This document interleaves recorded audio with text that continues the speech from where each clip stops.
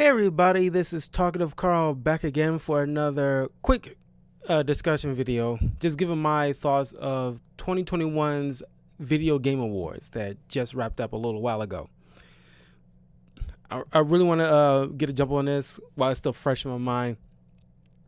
Overall, it wasn't a bad award show by any stretch of the imagination, but it wasn't like stellar. I mean, when I was giving my predictions of what I think would have won of the nominees for the different categories in my last discussion video, which you can definitely check out on my channel, youtube.com/talkativecarl. If you want to, give me a follow, subscribe, show your support, and follow the links in the description to my Twitch channel where I stream lots of video games, almost every evening. My Twitter and my Patreon. Now, like I said, this is like a fairly average show. It was nice to see people in an auditorium, I'm pretty sure a lot of people in there is like fully vaccinated, either that or maxed up, and everything like that. But besides that, it's just great to see like people in an auditorium and like not over Zoom, like, constantly, like just like constant Zoom and virtual blah, blah, blah, like it was last year. And hopefully, next year we, get a little bit more of that, especially for, the DC fandom thing. Next year they won't be so bogged down with virtual this and that and the other. But they really, because there's been moments when they have to do like they did for example the nominees for best fighting game. They have just a list on the side of Jeff Keighley, and it's says the who won, and then glows on the right side of him, and it's like, they could have a moment. I know they had to trim down the event, but you wouldn't probably have to do so much of that, in my opinion, if they cut out categories like best esports, whatever. And it's like, that stuff is like, even though esports got their own little thing in which they get their own little prize, money and award and trophy and everything like that. That's their thing. But in the video game awards, I mean, it's like, it's like taking up space. Like, by and large, from what I'm hearing, a lot of people are in agreement. That is just like a wasted category, and nobody really cares. And most people don't know who these people are or these teams are. It's like that could have easily been taken out completely. No offense to the esports players and everything like that, but you get your own little tournaments where you get prize money and an award, a trophy for the winner, everything like that. That's off to the side. This is a video game awards show where to know best category for fighting game of the year, best performance and blah blah blah. It's like, they're gonna have the more stuff gonna have their moment. But as far as announcements, it's great to see Keanu Reeves and I forgot her doggone name, something Moss, Kate Moss, not Kate Moss. That's a different actress. But Miss Moss, talking about the Matrix movie, which I'm still really want to see, but probably not on that same week as Christmas. Because it's coming out on December 22nd. And speaking of which, that's obviously a Wednesday.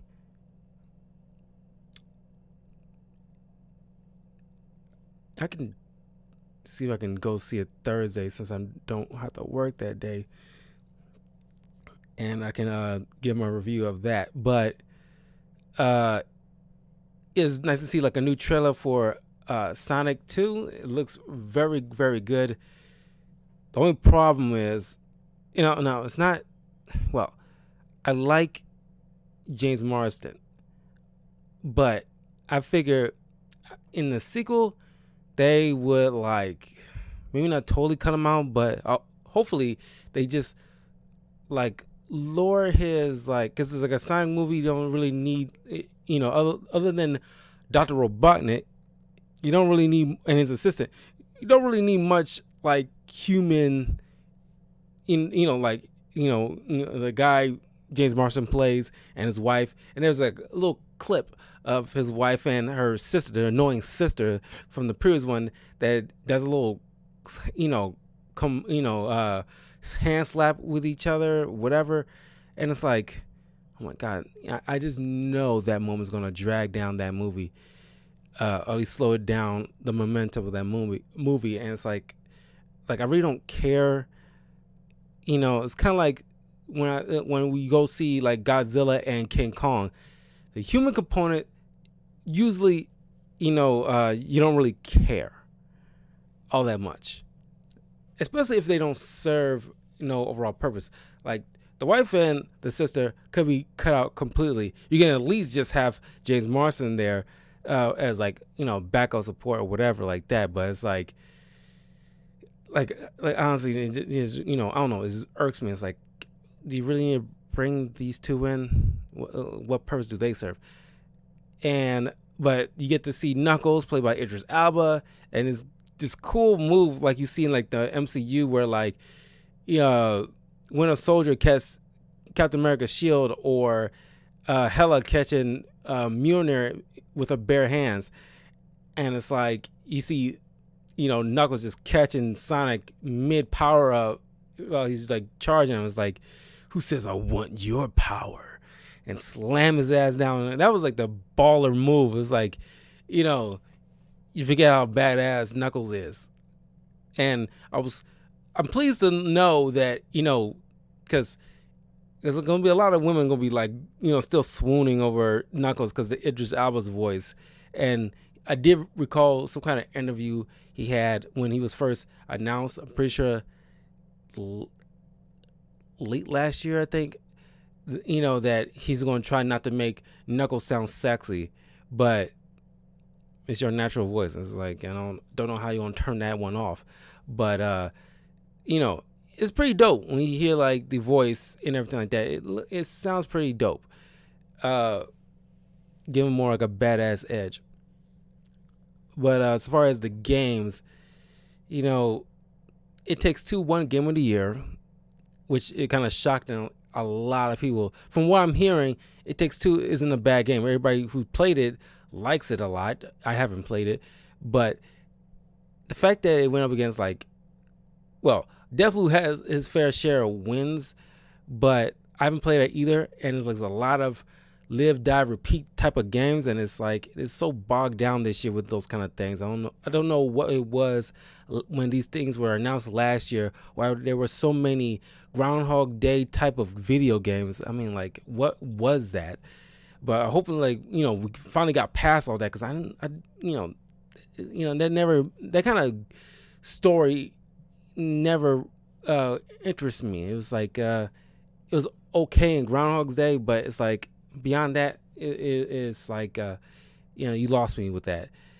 But I'm surprised it beat Resident Evil 8. Now, Resident Evil 8 won at least 2 categories, one of which I remember it being the actress who voiced Lady D. She won for best performance, which arguably, much deserved, because like it's Lady D. You'll have vitriol and like hate among Twitter and all social media if Lady D doesn't win best performance. It is a great character, not gonna lie. Putting aside the whole sexual thing component, is like a great performance and like a very cool design. And it's like it was a cool idea to introduce, even though they're like still virus related, you technically had some form uh of a vampire, then werewolves, and like, you know, Dr. Frankenstein like dude, and like the lake monster type of person. It's like it's a cool idea to with the virus itself, just kind of implement different types of enemies that isn't your standard just zombie Las Plagas crap. It's a completely different type of BOW. I haven't played it. I've seen other people play it. And did you know that like that puppet, type of thing is supposed to be like a, inspiration, getting inspiration from the Invisible Man, which I did not know. I thought it was like kind of inspiration off of Chucky or something. I don't know. But the games, that I did see that did interest me, I make sure that I wrote down because I do not want to forget. It's just 3, which is it's like that's what I'm saying. It's like a fairly average type of awards show that wasn't bad, but what really didn't, like have Twitter like just bursting at the seams. You got 3 games that like really caught my eye.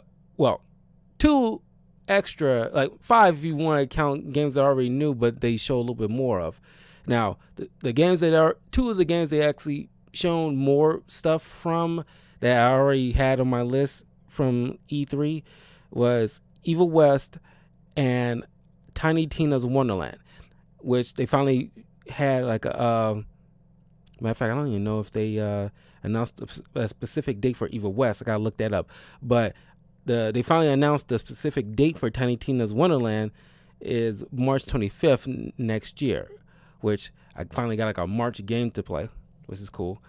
But the new ones that's been announced, Star Wars Eclipse, and that's supposed to be set in the era of not Knights of the Old Republic, but I forget. I'm forgetting that fast. Like it's definitely during the time of the Jedi, the old Jedi Order formation. But it only got like a little bit of story, but it wasn't much. Not story so far as like what's gonna be about, but it's just what time period is set in. You get to see a little bit of stuff. Jedi's, fighting each other, and you see the back shot of Yoda in like the council in the council room.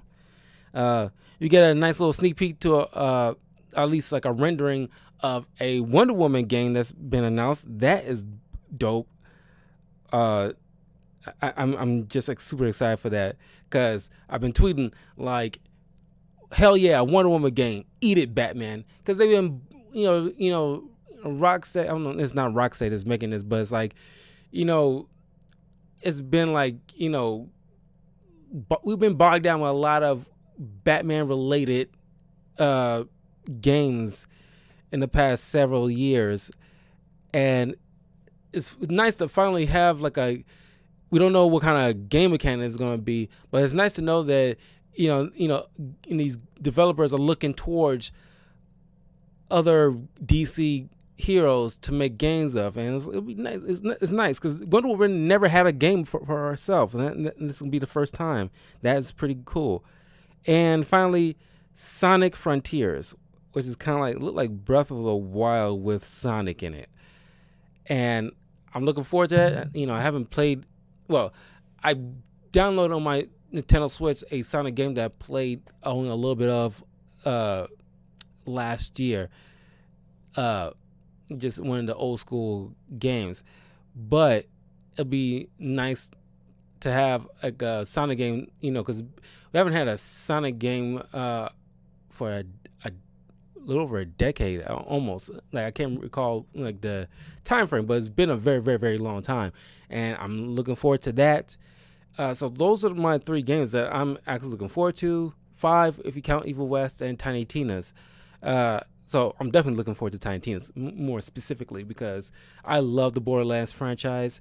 You can check out all my Borderlands. Well, the last Borderlands game. I haven't did a walkthrough for the previous ones. I played the previous ones except for the first Borderlands game. I haven't played the first Borderlands game, but I played two.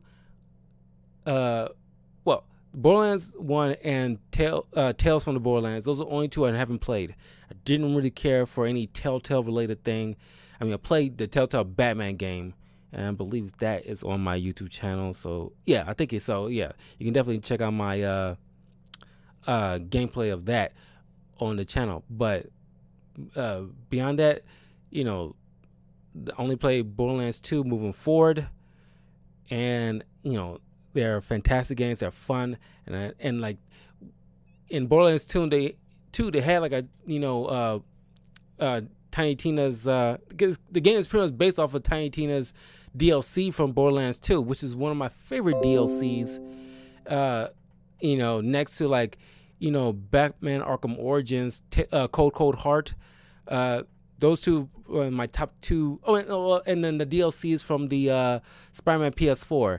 Those are like my favorite DLCs that I ever played in my life. They're amazing. You get so much bang for your buck, and that's what you want from your DLCs. But they actually, base this new Tiny Tina's game off of that DLC, and you get more from it, and it's so much fun, and I cannot wait for that. So that's my more anticipated one. So next year is gonna be a whole. I'm pretty sure next video game awards next December will probably be like a whole lot more interesting. With all the slew of stuff that's gonna be coming out next year, Pokemon Legends that I'm gonna be playing. Let me look this back up because I wrote them all down. I still want to play because I'm still waiting for Yu-Gi-Oh! Master Duel. They had Yu-Gi-Oh! Rush out for the Nintendo Switch. I saw a little bit of that. That's like Yu-Gi-Oh! For big, little kids. I mean, it looks all right, but it's like I could just go ahead with Yu-Gi-Oh! Master Duel is just as good. All right, next year, obviously, I think. Yeah, Suicide Squad and Gotham Knights is coming out next year, I believe. Let me see. Let me take a quick look.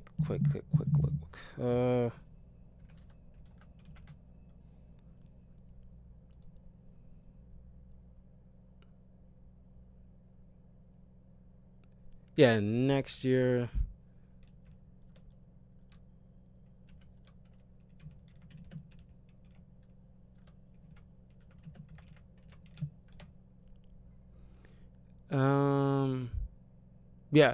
Yeah, Gotham Knights and Suicide Squad games coming out next year. Tiny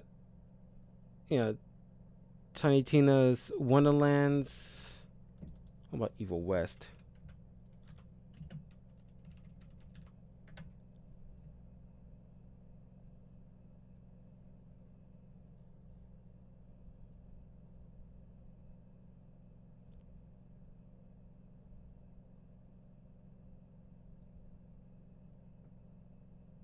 Yeah, that's gonna be next year as well.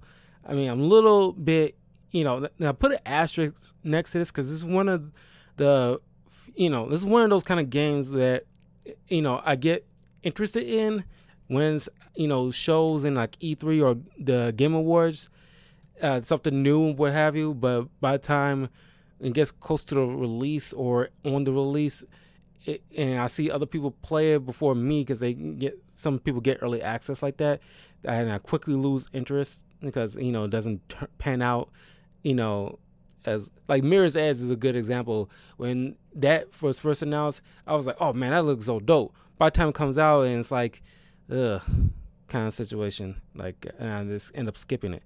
But Redfall, that's another thing. I think that's like a vampire game or something. Because Evil West is kind of like, cowboys and zombies kind of situation. But Redfall.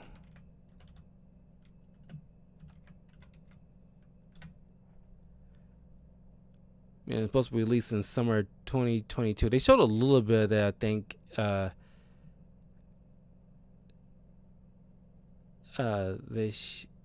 In this Game Awards, unless I'm No, it's some other thing. I'm confusing the two. Because some other games doing some kind of vampire related thing, but it looks kind of crappy. But Redfall, that's another game that's like, I'll wait until I see how it plays out, when somebody else get it. And if I still have interest, I definitely get it and play it. I'm still waiting for Overwatch 2 to release.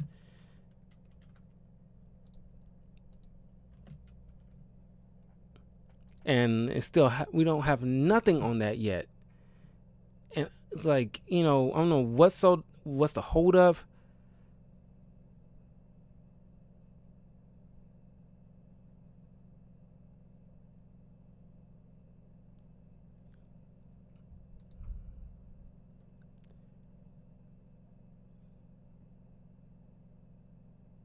I don't know. From what I'm saying, like, yeah,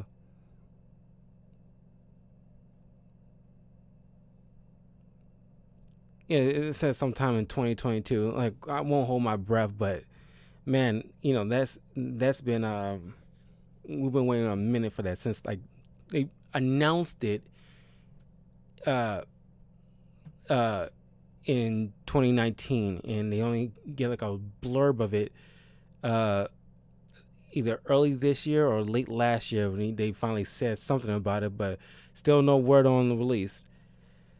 Marvel's Wolverine, that's gonna be like probably not until like 2023 into 2024 more than likely, probably 2024. Uh, Marvel Spider-Man 2, that's in 2023. So, and that Forspoken, that they showed a little bit of Forspoken. That one, that's another thing I'm iffy on. It's like they showed a little bit of gameplay in this, and it's like I'll wait till I see a little bit more because I'm losing interest. It blew my mind at first from when I saw it at E3, but now it's like I'm kind of like wavering a bit. But I'm still, eager for Knights of the Old Republic. I believe that is coming out in 2023. Let me see.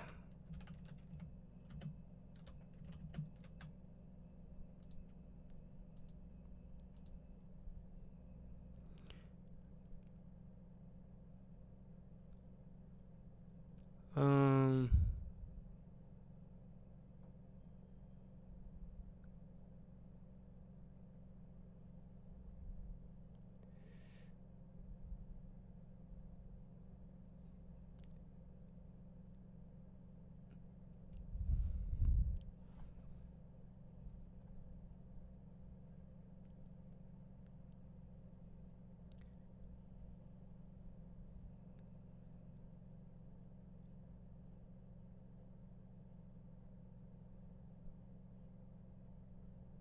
let's see.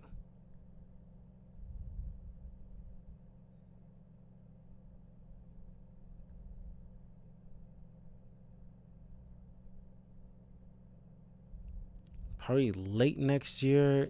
Probably let's probably say like 2023 more than likely for this thing, just to be certain, because they, sometimes games like to be pushed back a little bit further. Horizon Zero Dawn 2 is coming out next year in February, I believe. And then of course got God of War, Ragnarok, next year at some point. Final Fantasy 16, we still haven't heard much of that. That's probably not going to be like until like, it's probably not coming out until like 2023, more than likely. Black Myth Wukong, uh, we still haven't heard much from that. More than likely, that's not coming out until like early 2023. It itself.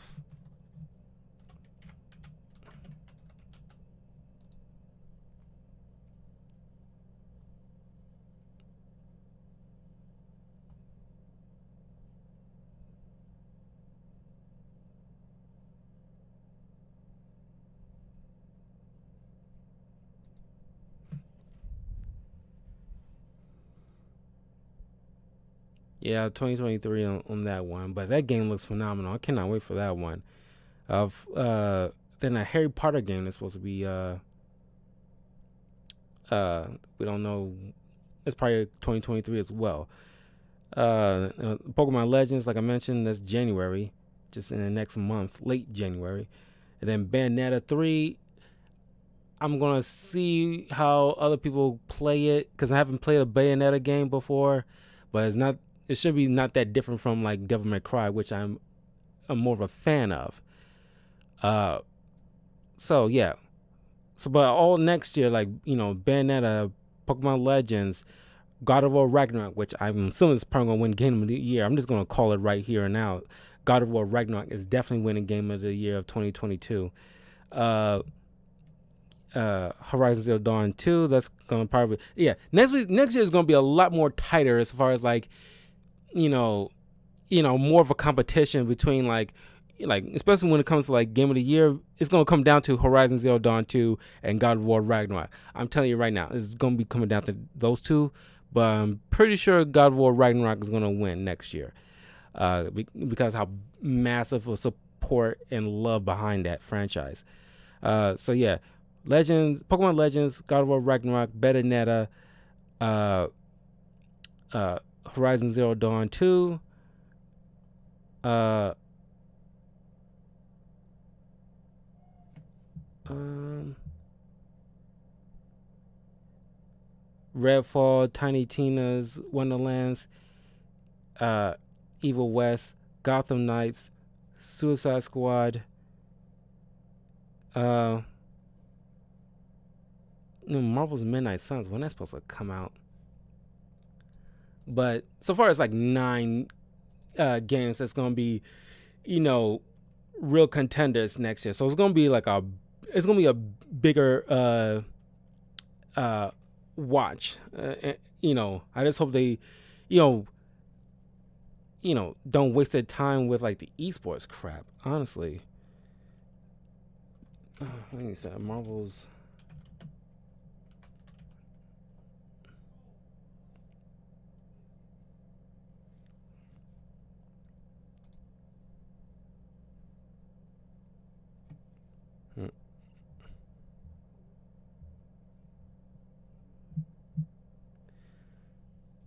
Um,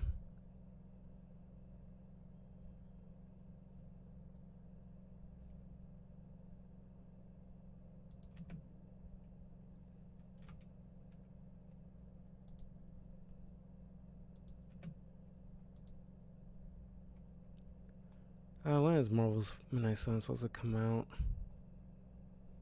It's supposed to be a tactical role playing game. Hopefully, maybe something like Marvel's Ultimate Alliance. But no, it's supposed to be next year as well. So 10. So there's gonna be 10 games. Yu-Gi-Oh! Master Duel. That's something personally I want. I doubt it's gonna make any kind of mark on any of the nominations next year. Probably a small one if there's any mention of it. So 10, possibly 11, games that interest me. That's going to at least take up the bulk of the nominations next year. So that so next year it's gonna be a doozy. So yeah, So that is like my quick thoughts on like the Game Awards this year. Is fairly average, 5 out of 10. Honestly, it wasn't terrible, wasn't stellar either. Next year, because like I said, next year is gonna be a whole lot of big games that have been anticipated since 2019 into 2020 has been like announced. So, there's gonna be years when like this year, it's been like games that's been announced last year, like Deathloop and what have you. That's kind of like, these like like games that other people might think is incredible, but it's like fairly average. This is like a slow burn of a year of games. But there's gonna be like announcements of like more like the more insane, year of games that really gonna take up the bulk of next year's of the following year's Game Awards show. Like even like Halo Infinite that just came out recently, that's going to be probably on the nomination of best shooter game more than likely. I'm not sure about game of the year. It's possible it's gonna, because so far as like looks good from what I'm seeing. I haven't got my hands on it yet, but I will possibly next weekend. But that is going to probably be in at least a few nominations next year. So 2022 is going to be big. But yeah, so far this year, fairly average. At least it wasn't terrible. I think like there's been some terrible years for the Game Awards show, especially when they bogged down with cringy celebrity, because like in this one there's been a couple of times when it's like there's like people awkwardly reading from prompters, or like they're super nervous. And like I'm not putting that much on those people who are nervous, but it's just been like there's cringy moments when it comes to some presenters and stuff. Or like I think it was last year or the year before when they have like, I think it was like 2019 when they had Vin Diesel and Michelle Rodriguez promoting like a racing game, or like Horizon, Forza or something like that. And it's like it kind of taking up, I won't say take up space, but it's just like and then like there's some like time they brought up Imagine Dragons, which I love that band. I love Imagine Dragons, and they had Sting on there, and it's like these things is gonna be streamed, and a lot of these streamers cannot have these copyrighted bands playing, and then like some people either have to mute or have to cut them out and replace with other music kind of thing. And it's like I mean, I understand you gotta like add some bit of entertainment to it, and none of that Muppet stuff like they did last year, I think. And it's like, I don't know. I'm glad speaking music, I'm glad Marvel's Guardians of the Galaxy won something, because like that game is pretty good. Not game of the year good, but it was very good. I'm glad it won something. Ratchet and Clank. Before I go, Ratchet and Clank, I'm surprised because it's been nominated for a few things, even game of the year. But I'm surprised it won nothing. Man, I felt bad for that. I'm surprised, Deathloop won. It's another nomination where Deathloop and Ratchet and Clank was on, and I expected Ratchet and Clank to beat out Deathloop, but it didn't. And it's like, wow. Well, I'm surprised Psychonauts, is in. Like, is anybody even playing Psychonauts? Does anybody even care about Psychonauts? It's just about as bland to me as like Plants vs. Zombies. And then like I know a lot of people love this game, but I did not give a crap about Cuphead. It's like people like raving about Cuphead when that came out, and is talking about some kind of DLC and that old school kind of animation that they're working with, that old school Disney animation. And it's like, I do not care about that, honestly, but that's just me. But yeah, those are my thoughts on 2021's Video Game Awards. Let me know in the comments below about what you thought about the Video Game Awards. If you saw it, what categories you think a game should have won over the other, how it was overall, what you're looking forward to next year. And yeah, I will see you guys tomorrow for a couple of more Christmas movies reviews. And yeah, take care and be safe.